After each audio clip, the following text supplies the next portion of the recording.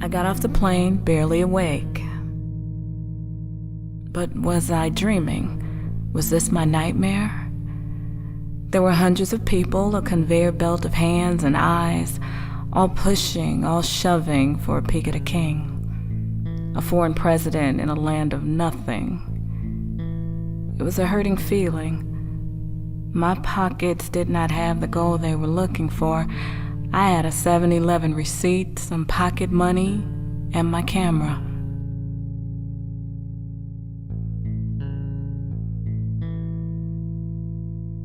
This was the first picture I took. There were dogs scavenging through a pile of trash. At the bottom of the pile, I saw people. They were doing exactly the same thing. I remembered a bumper sticker that went, "He who sleeps with dogs wakes up with fleas." What happens when you eat with dogs? Are you stuffed with fleas?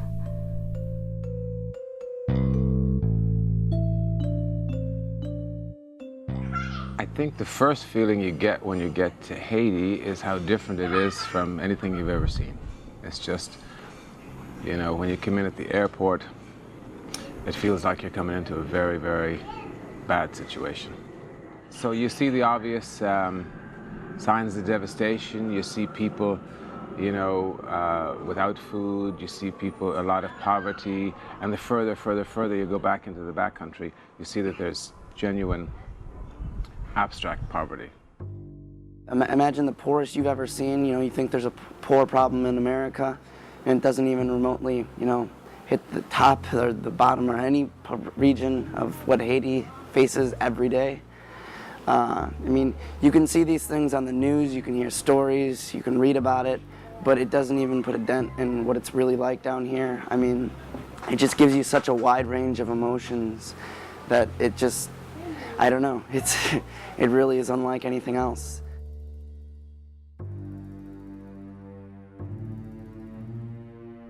Do you remember the last time you heard about Haiti? Before the earthquake, at least? A romantic image in your head, perhaps, of slavery, rebellion, and dark magic? I see no magic here. None that is visible to the naked eye, at least. I see a people in dire need, an unshakable poverty that existed long before the tremors. I curse the thought that the earthquake was a blessing, but it lingers. 150,000 people died that day.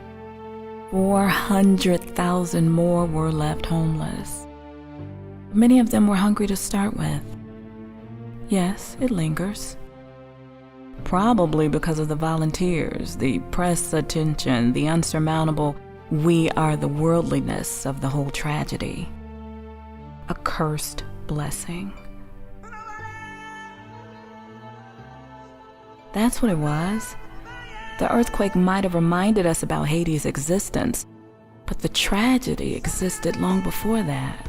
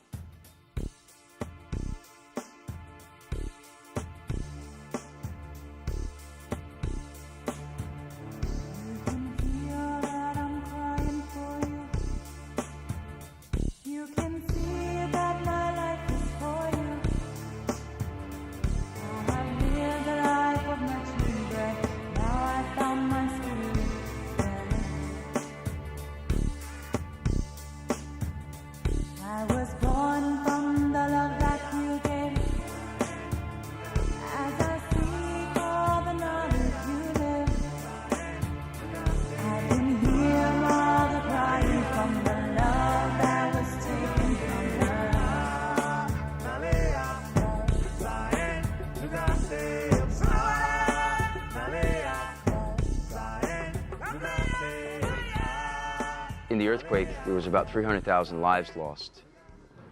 And it was so devastating to this country because Port-au-Prince, which is the largest city, was brought to a screeching halt and has never recovered. And now we have over 1 million people in tent villages. Si nous regardons là, c'est un tent village côté un pile monde qui perdit caillou après tremblement de terre. Yo pas gain côté pour yo rester. Donc yo obligé venir mettre quelques tentes là pour yo et là yo dormi, c'est là yo fait tout affaire yo. Donc c'est la toilette yo est, l'eau pour yo boire tout, c'est difficile pour yo joindre. Depuis après 12 janvier, souffrance peuple là et problème peuple là est venu augmenter. Donc il y a besoin de coup de main, donc nous pouvons voir rien qu'à faire. Alors nous quand Jean Noël là, c'est qu'on s'allie tout partout et bien côté bah yo pile toujours plus grave. Moun yo pas même gain tente c'est avec carton, avec plastique, yo fait quelques petits côtés pour yo aider. Donc nous capable garder alors nous devons que nous comprendre zone ça les tabac. The homeland of the new vagrant. The displaced wander these alleyways, adrift and confused. They find refuge in fragile igloos made from cardboard boxes and plastic. They look at me with such bemusement. I feel I am trespassing. I don't quite know where one property begins and the other ends. There's a certain nakedness about all this. Everything about you is exposed, watched, studied under a microscope. Privacy is an obsolete notion that is best reserved for the rich. But I think they are here as well. When the ground shook, it leveled both house and status symbol.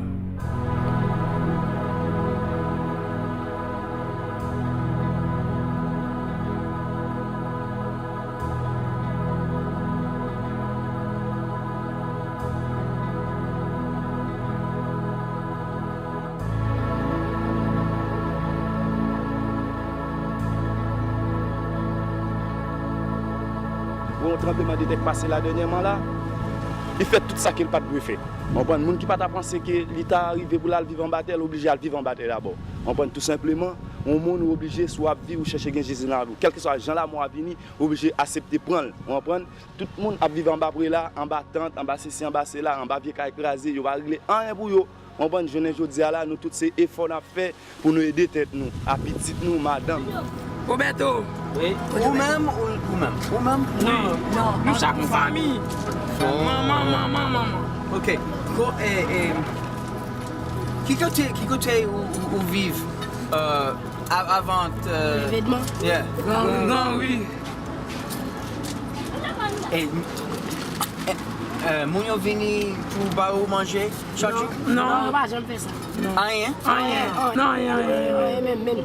Ouais, j'en ai vu. Qui côté où joint manger chaque jour? Nous dégager nous. Moi, j'en ai vu une petite, bon, ça m'a malade.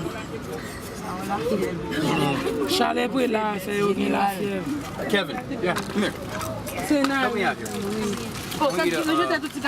Ça te là. Eh, bouboule, A mother who's begging for pasta noodles is an odd sight. She isn't making gourmet fettuccine. No, definitely not.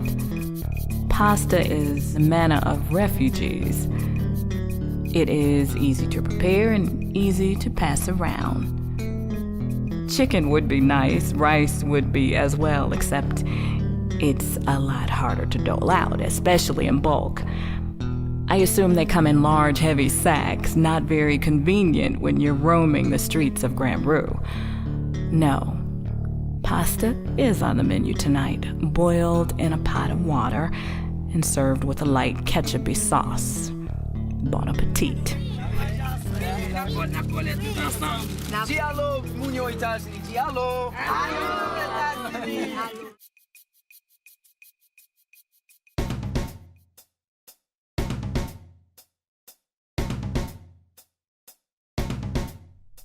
It is hard to find the road less traveled in the land of discord. The roads are flowing with people, a pulsing flow of poverty and flea markets. I timidly watched the clogged arteries of this woeful village. The quota for the day is $1. With $1, you can buy peace of mind. It will last you more or less until tomorrow, and then you're back. A banal routine of life and death, held together by a wrinkly $1 bill. These peddlers have their stock invested in fallen mangoes.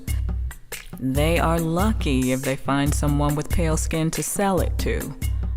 Lucky to make a sale in a market of only one product. A mango is a mango, just as salt doesn't boast that it isn't salted. Mangoes are flat and elongated. They change from lime green to yellow. Everybody sells them. In fact, you practically have to give them away for people to buy them. Perhaps luck is not a strong enough word.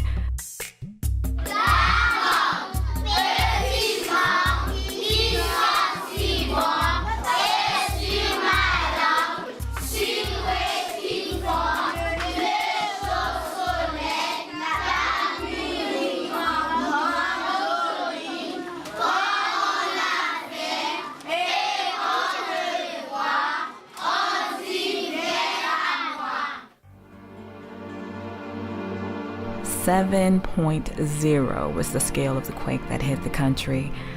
3 million was the number of people affected. $2 a day, that's how much the average working Haitians make. That amounts to roughly $6 a month, or $720 a year. I was silenced. Not at the thought of the deprived jobless numbering in the millions, not at the number of people in a family that survive on this measly $700 salary. For some god-awful reason, I was silenced by the thought of wealthy American dogs and cats, our pets. For the cost of every Max and Kitty going for a monthly grooming or haircut, you have a Haitian family struggling to survive. It's difficult to fathom, I thought. Yes, we love our pets, but shouldn't man's best friend be his fellow man first?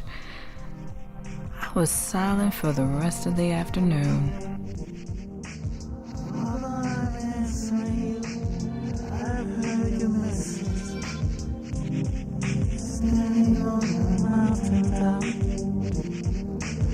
Waiting for your guidance, bring me life.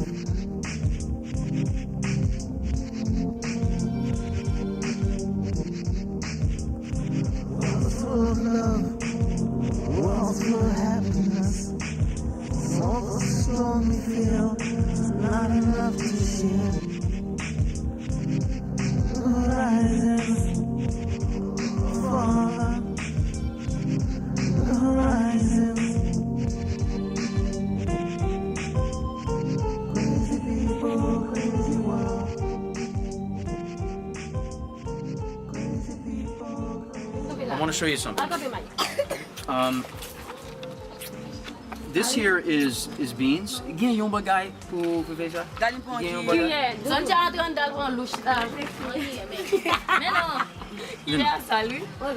Okay, you know, let me show you something. These are beans, okay? You see these beans? This is all they have to feed all these people tonight. This would not even be enough for me in the United States, okay? But all these children you see this little boy here?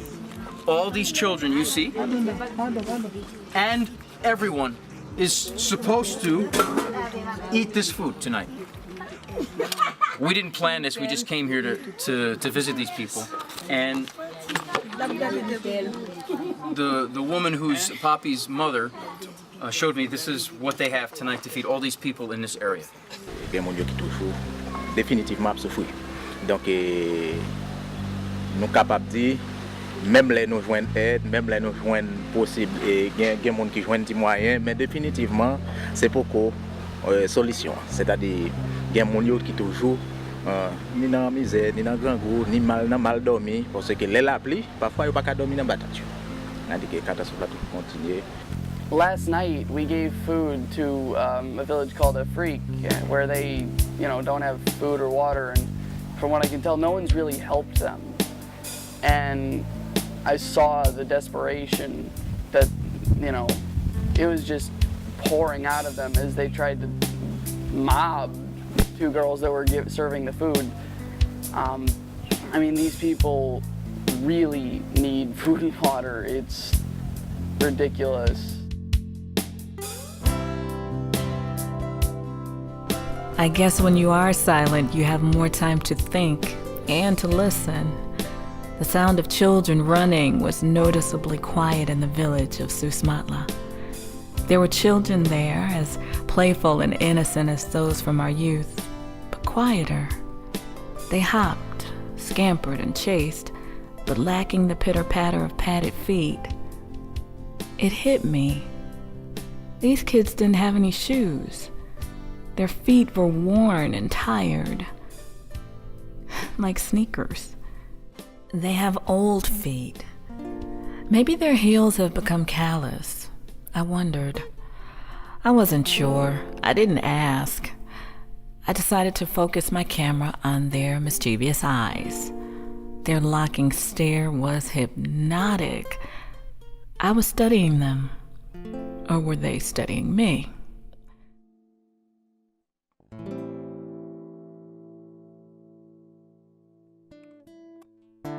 I originally came to Haiti to photograph the damage from the quake. As I strolled through the mess of twisted metal and scattered debris, I was quickly overwhelmed by the smell of rotting garbage, a mixture of sour scents from rotting food and human waste. How does one photograph an odor for you to see? I simply cannot. I can only describe it for you in the faces that I saw. What does disease smell like? What is the stench of malnutrition? It is a putrid bouquet of days-old sweat and amputation. I fear them somewhat. Their bodies are being consumed while they are alive. I've been told that the concept of zombie originated in Haiti. Sadly, it's more terrifying in real life than in the movies.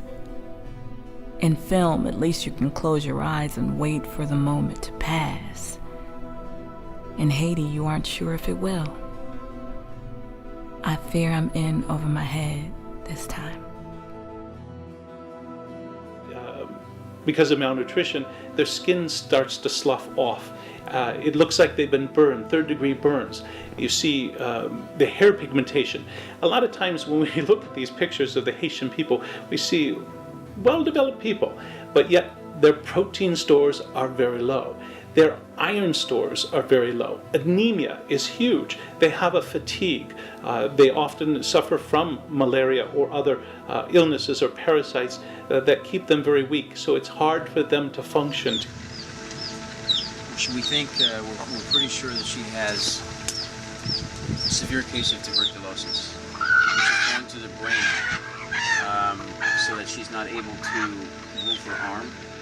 You see, it's very difficult for her to move her arm. And her leg also. So it's going to her brain and affecting her ability to walk. And she also can't speak. She is 18 years old. At one time, a year or so ago, she was a perfectly healthy person. But as you know, tuberculosis is a problem in Haiti.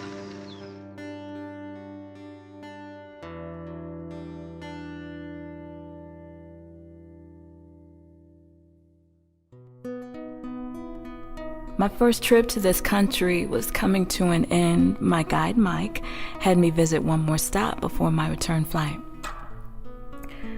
As I approached the Maranatha orphanage, I was once again reminded of the ignorant bliss in childhood. The orphanage was not the place of sorrow and suffering that I had been throughout the countryside. It was a sliver of hope and purity masked behind the smiles of a child. "Michael," they chanted repeatedly, a swarming appreciation not just from the multitude of orphans, but also from the thriving nearby community. "Michael," they yelled over and over again. My guide, Mike, modestly walked through the gates. He is a familiar face to them, a bringer of supplies and nourishment so desperately needed. The orphanage felt like the final bastion of joy in this country. I watched the children watching us. They glowed with the naive charm missing from the jaded people I had met earlier. What is it about the curious gaze of a child that pierces your soul? It disarms you. You smile at the moment and forget about the weight of your load. It was a refreshing pause on this first leg of my journey. There is an old countryside tradition of burying a newborn's umbilical cord beneath the pit of a fruit tree. When the tree grows, it becomes the property of the child. He can barter or sell its fruits. As the story goes, the tree eventually grows into the child's guardian angel. Quite a beautiful custom, I thought. These kids are orphans. They do not have the luxury of growing up with a guardian angel. In a country so poor and so stricken with catastrophe, they rely on people like Mike for guidance and support. As I prepare to leave, the image of the orphanage sticks with me. It is both haunting and memorable. It is the first time I truly realized my role in this story. Haiti is one large orphanage. Its guardians are people like you and me.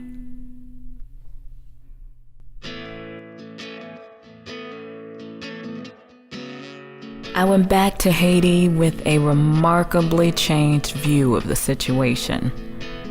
It had been a full week since my last trip, and surprisingly, I was eager to return. The line of waiting people at the airport was still there, still begging, still hoping for mercy. They were waiting for their flight, I thought fancifully. It seems wherever I went, there was always a long line of people. People waiting for food, waiting to ride the next tap-tap that came along. Always a crowd, always waiting.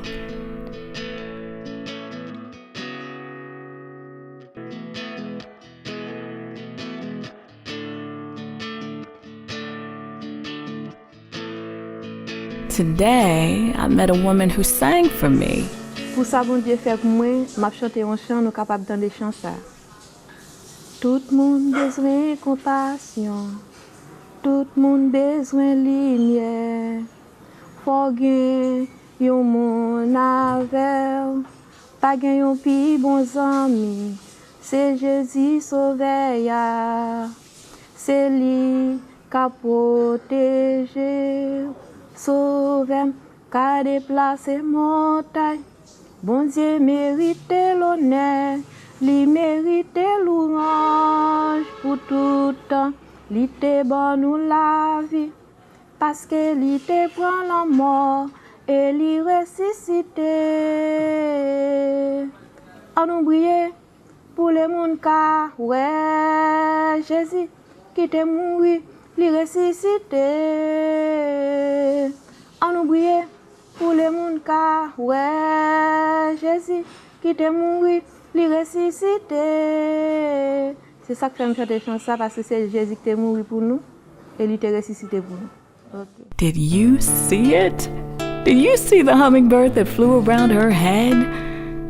I didn't speak a word of French, but that is my image of beauty in the Haitian people. The mere whisper of their voice is a nectar of sweet pollen, so potent it can attract the birds and the bees. It is the unique juxtaposition of French and Creole tongues that creates this soft melody, so pleasing to the ear.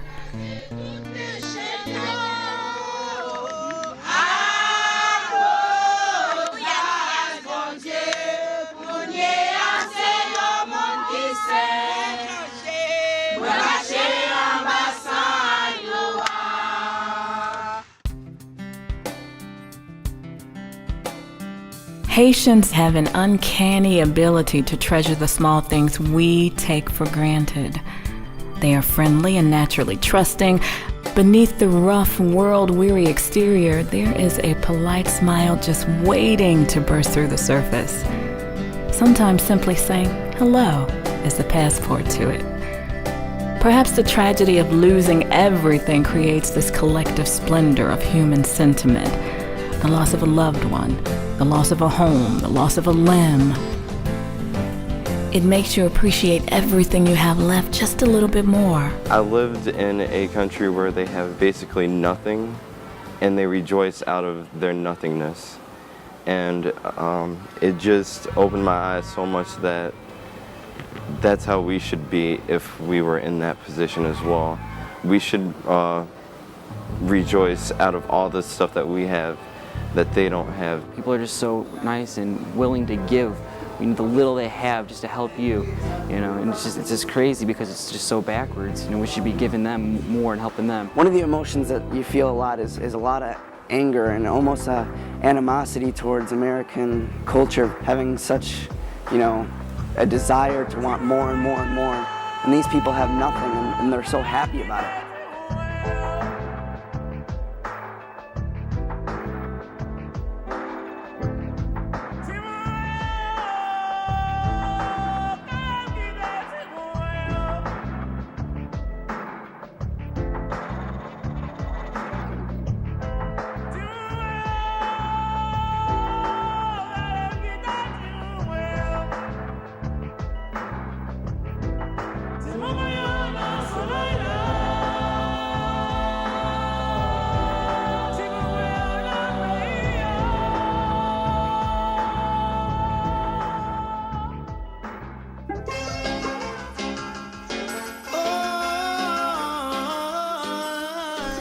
We came across a group of teenagers playing soccer.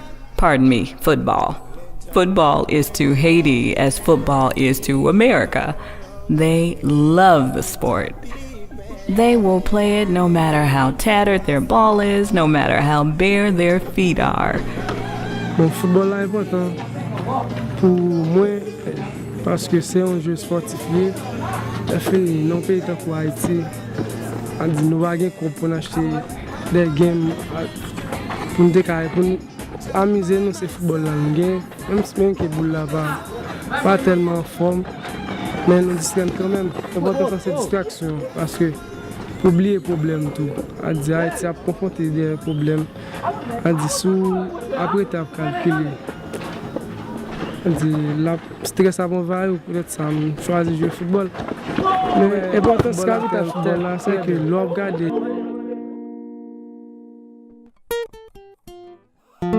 Give them a ball and be prepared for a hoot. Give them a paintbrush and be prepared for a magnum opus.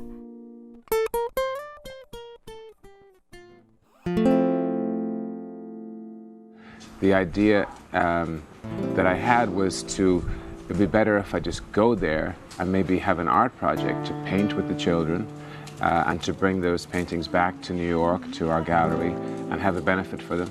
And raise money to make some improvements to the school, to rebuild their school effectively, which had been destroyed in the earthquake.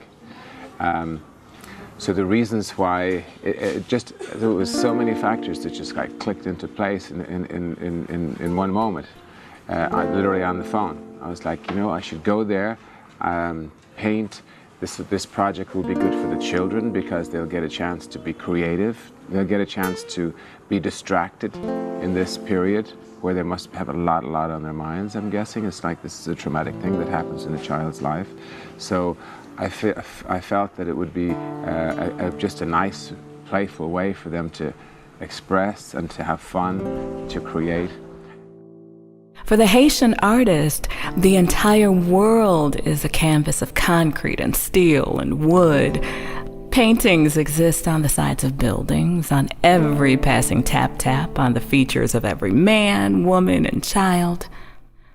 To say that work is primitive or simple is akin to artistic arrogance. Their work reveals expression in its purest form, a visual idiom of spiritual poetry concealed beneath the vibrant beads of color and sequence. Creativity is an inherent culture for Haiti. It is almost like a third official language. Seemingly, everyone can sing or draw, or sing or play an instrument, or sing, as I happen to learn. They do a lot of singing, and they do more than their share of dancing, too.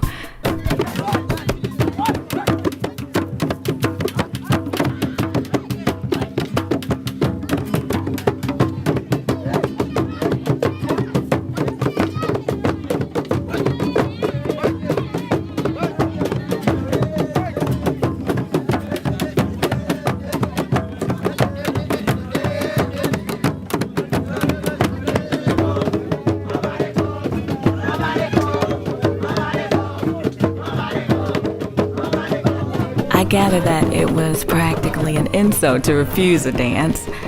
They say the best way to get over your fear is to focus on the things that bring you joy. Is that the secret then? Is that what makes Haitians so beautiful? Their inimitable ability to conquer fear and loathing with bouts of joy.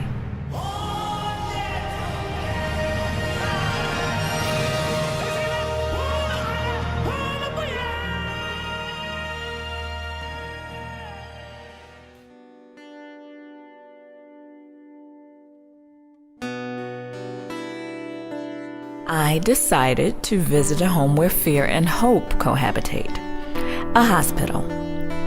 When the earthquake struck, this sick bay was one of the earliest places built to care for its ailing survivors. Fashioned from tents and the compassion of strangers, it blossomed into the regular hub of doctors and patients you see before you. The corridors are always lined up with people who wait. I walked past two ladies who had fallen asleep waiting. It reminded me of the airport somewhat. Isn't it apt to call them patients? They're always waiting. I guess a hospital in Haiti is no different than any hospital anywhere else. The living struggle to live, the dying struggle to die. Everyone else just sits and waits. Haitians have a more eloquent proverb. Not well is not death. While I was there, I met a young man who was not well.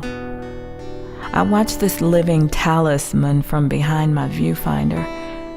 For 8 months, he has walked as part man, part metal, an android. I had never met one before. There's like a silent bravery about him. I wondered if the metal had gone much deeper than his skin and his bones. In a clinic here outside of Port-au-Prince in Guada Mission, found this little guy, a 15-year-old young man who, after the earthquake, or during the earthquake, sustained a mid-shaft femur fracture and had an external fixator placed on his leg.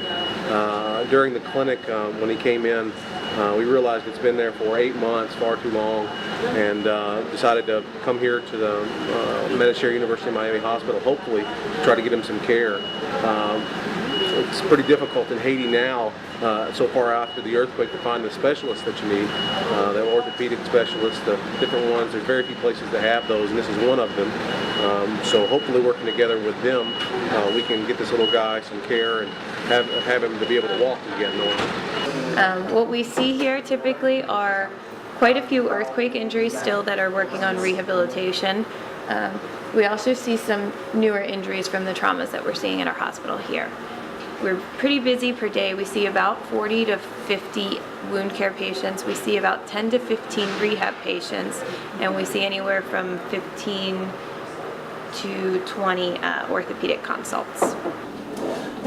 This is the latest technology that we're utilizing here. This is a laser scanner that's based on AutoCAD for engineers.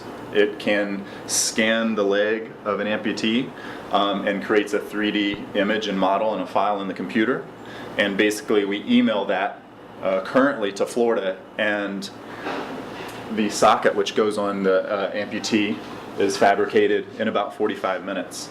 So as you can see, there's no folds. It's basically draped and vacuum fit, so it's an exact fit for the amputee.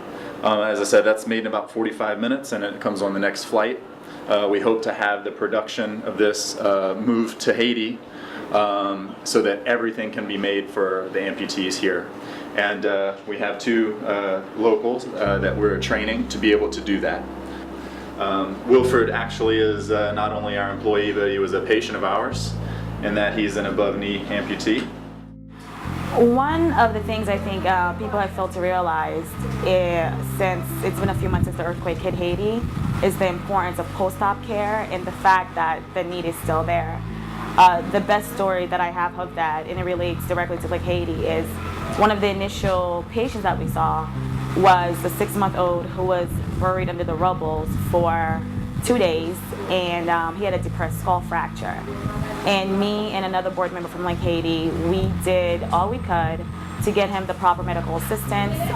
We worked with Sean Penn to have him flown to the comfort chip, and about a month after that, he was in a good hospital so he could be taken care of.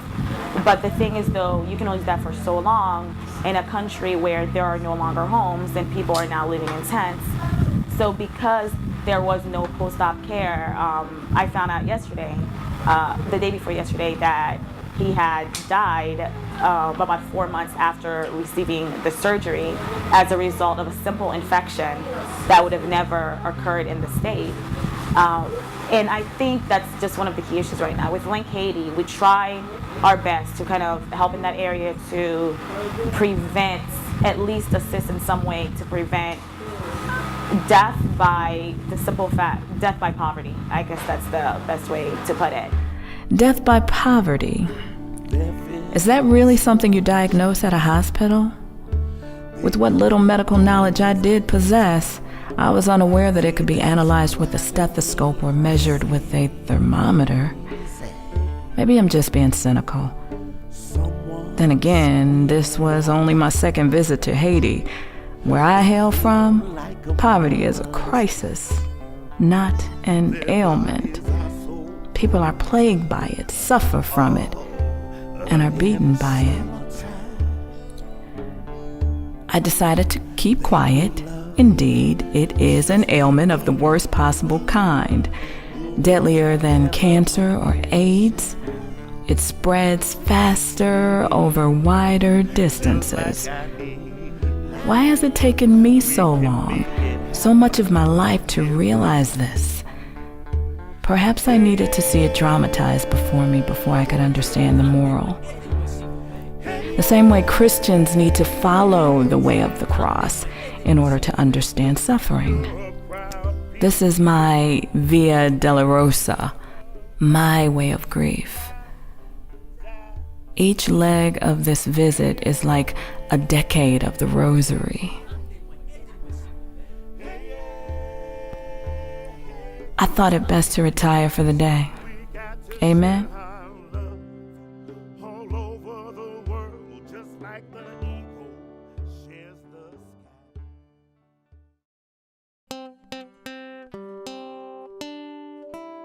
My new guide, a pastor, offered to take me to a nearby school. In a crowd such as this, you are bound to have 1 or 2 who like to stare. Why young children do it, I do not know. I've seen this face before, on an American child sitting across from me in a train, in a church pew directly adjacent during communion.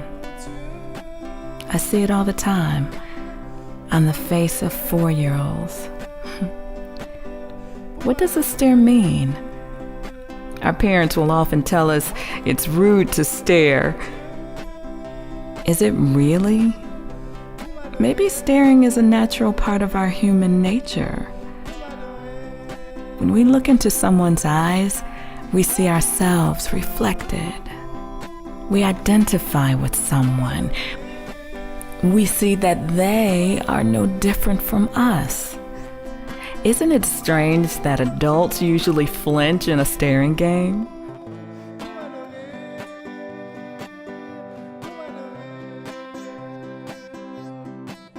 The classroom was no different from any other that I have visited. There was a blackboard, chairs, and tables. I recognized the robotic recital instantly. Didn't we all sound like this when we went to school? The lizards seemed to think so, except ours were kept in large glass aquariums. I wonder if they were drawn in by today's recital. As the students took a break from their classwork, the room suddenly lost its color. The vibrant poetics of cherubims was immediately replaced with a silent and gray grass shanty. I saw the room for what it truly was. I wasn't looking through a window. It was a hole in the wall. A wall made entirely of holes. Why hadn't I seen this before? Was I so fascinated by the novelty of watching a lizard watching children recite lessons in a classroom? Do you remember The Woman and the Hummingbird? It's the same inherent distraction. I suddenly recall the animated film Snow White, a romanticized re-imaging of a rather gloomy German fairy tale. Am I suddenly seeing things through rose-tinted glasses? I prefer not to. I came here to photograph the disaster. Maybe Walt Disney visited Haiti in his youth. I have not been.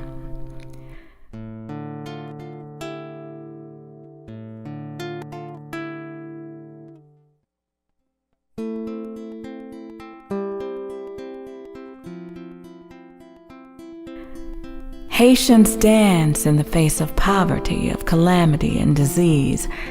They dance because it is a sign of faith, a sacred hymn of praise.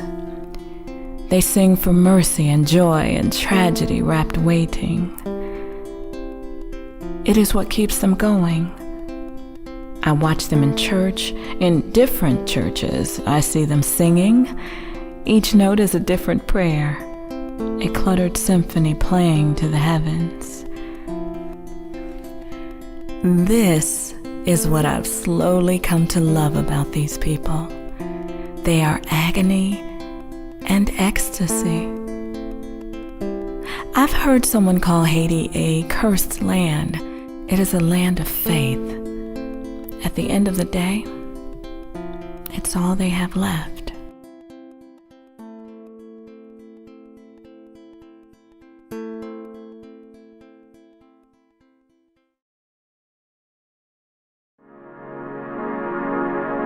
This is Haiti by the Sea. I wanted you to see these images because it's remarkably different from anything else I've seen on previous trips. These are some of the last shots I took on my third and final visit to the country. Haiti by the Sea is the image of bliss. It is an Amor Solo painting frozen in time. Are we looking back into the past, or maybe this is the future? You can never really tell here.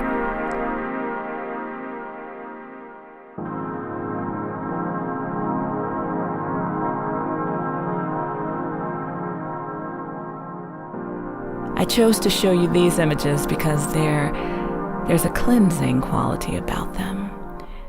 They clear the palate. You forget all about the chaos and misfortune and just bask in the sun. The shoreline extends beyond the hope of possibilities. tourist in Haiti sounds like a bizarre proposition, but it is very much possible. Would you have thought that the country is a mere 2 hours away from Miami? Certainly a good deal closer than China when it comes to a viable manufacturing workforce, and yet here we are. I spent a few years collecting enough land to acquire the entire peninsula of 350 acres because I figured this site should be a destination for tourists. The water is crystal clear, warm, we have beaches, we have a combination of mountains, a marina, golf course, tennis, deep sea fishing, whale watching, dolphin watching. We have 1.5 kilometers of coral formation that you can see from the boat.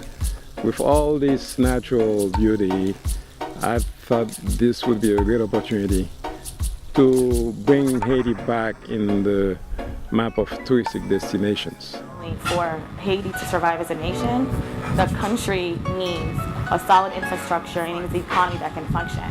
And outside help can only do so much and can only go so far, especially when it comes in the form of aid that's only targeted towards a certain specific area, I guess I want to say. Like, for example, it's not employing people. People need to be employed. You need infrastructure in place. You need things to move in a certain manner that they're not basically waiting for a handout in order for them to survive. Bon, ça fait mal un peu pour moi, situation pays à venir. Nous avons souhaité pour un bon président venir dans le pays pour mettre tête ensemble, pour reconstruire. A beautiful land with a lot of potential. You can see around me mountains and lands. A lot of lands where we can build houses for people who do not have homes to stay. We can build houses.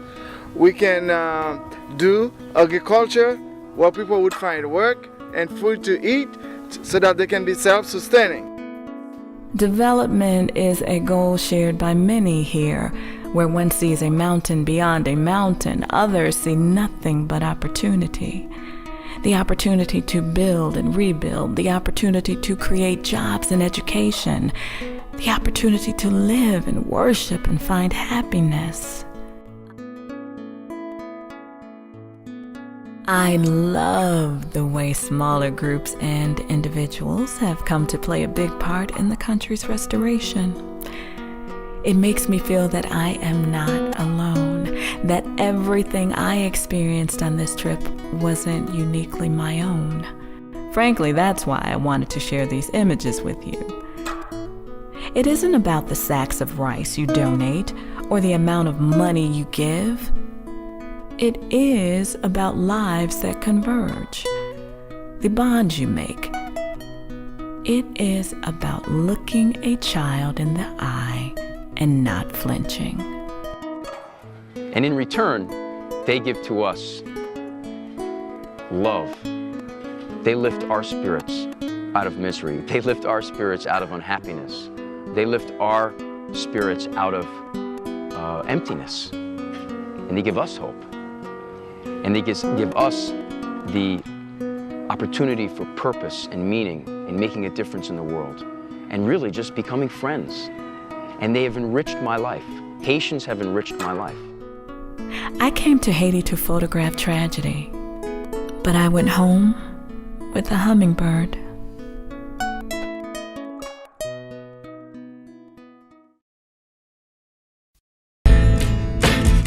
The earth shook.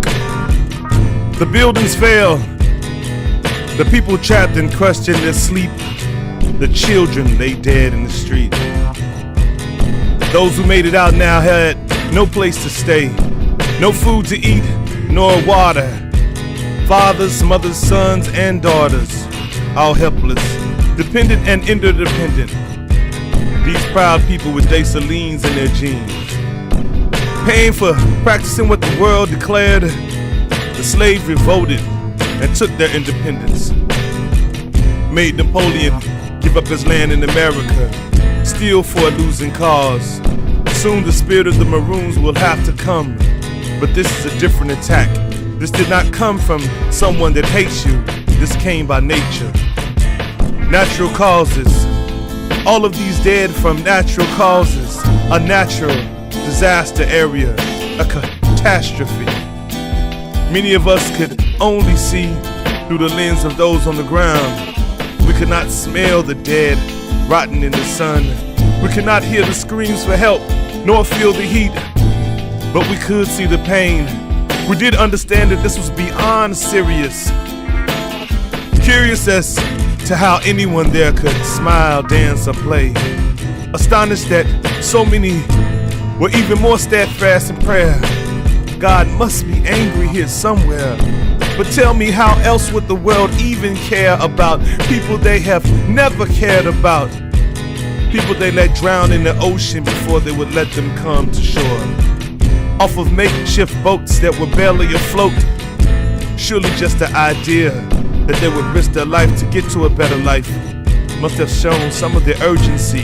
Emergency! Now to give aid. It's out here in front of the world.